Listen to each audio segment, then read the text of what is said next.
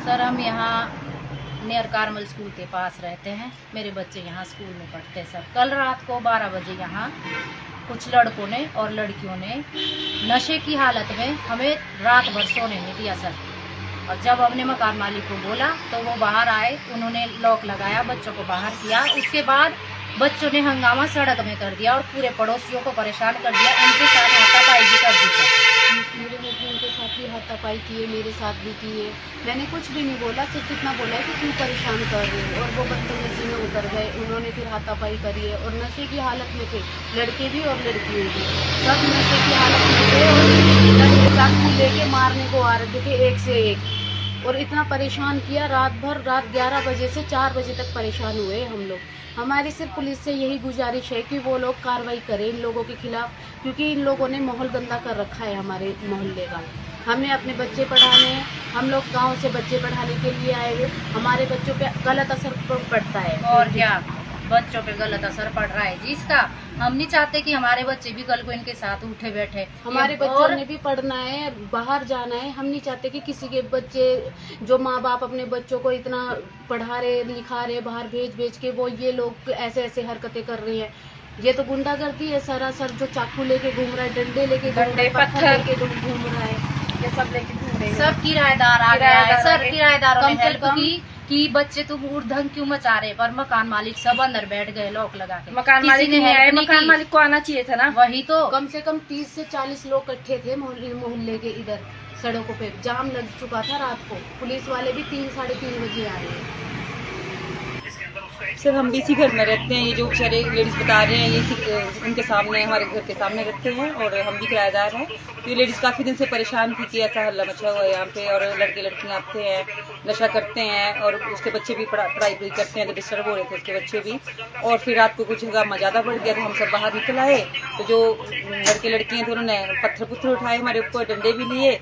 तो हमने तो पीछे हट के थोड़ा बहुत अपना नुकसानों से बचा लिया, पर वो फिर भी नहीं माने। लड़के बार बार आ जाए हमारे ऊपर कि हाँ आ जाओ, कौन औरतें क्या बोल रही है। हाथापाई भी करी उन्होंने।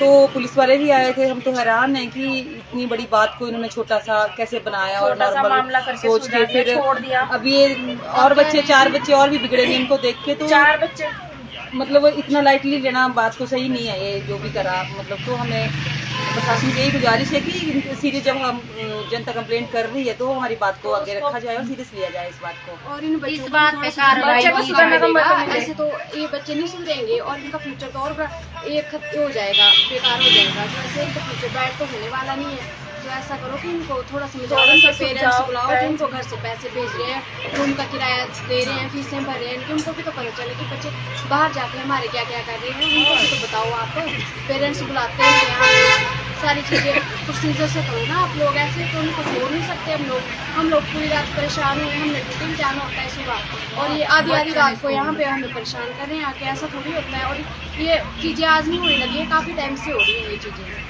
और जब प्रूफ भी दिया, बच्चे पकड़े गए नशे की हालत में, तब भी उनका मेडिकल नहीं हुआ।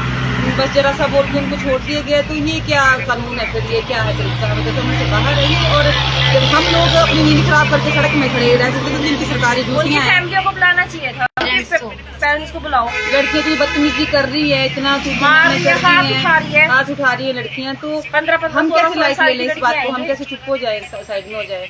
और जिनका घर है वो बाहर ही नहीं निकलते, वो बाहर ही नहीं आए सामने। तो किसी ने पूछा ही नहीं कि किसका घर में रहती है, क्या है, जो भी है। तो हम तो आगे होके फिर भी निडर होके सामने आए। तो ये तो सही न्याय नहीं है ना, जो बिल्कुल जिनका घर है वो साइड में होके बैठे हैं और हम लोग आगे आ रहे हैं जो किराएदार है इनके। प्रशासन से ये गुजारिश है कि इस मामले को स्ट्रिक्टली लिया जाए और दोबारा ऐसा हड़गड़ ना होना है। सब फैमिली वाले, बच्चे वाले, सबकी फैमिली, माँ बाप को बुलाया जाए। हम बात करेंगे, खुद बात करेंगे हम, क्योंकि हम ये इतना नहीं सह सकते कि हमारे ऊपर हाथापाई करे। 16-16, 15-15 साल की लड़कियां मार रही है, हमें हाथ उठा रही है हमारे ऊपर। बोलो सब लड़कियां भी नशे में थी, लड़के भी नशे में थे, सब नशे में थे। सब 2 लड़के तो वो चिट्टे का नशा करते हैं, वो पहले भी हमने देखे इस घर में। यहाँ सड़क में खड़े होके वो पॉलीथीन में बैठ सा कुछ था, उसको सूंघ रहे थे वो यहाँ खड़े होके। हाँ, और बोले रोटियां हैं, बोले लिफाफे में रोटियां डाली। हमने लड़कों को देखा है इसी बिल्डिंग में, हमने उनको वार्न कर दिया था एक बार, पर फिर भी यहाँ आने से वो नहीं कर रहे। तो मतलब हमको कोई छूट मिली हुई है ना कहीं से कि आओ तुम यहाँ सब कुछ करो, तो तभी तो, नहीं तो किसी के घर में कोई आ सकता है अंदर। जब पहले पकड़ा गया नशे में, हमने फंसाया उसको, ये वो कंप्लेंट करी, तो फिर दोबारा वो इस घर में आ रहा है, तो मतलब कि कोई उसको छूट दी हुई है किसी ने कि आ सकते हो तुम यहाँ पे, तभी आ रहे हैं। तो बंद कर देगा। हाँ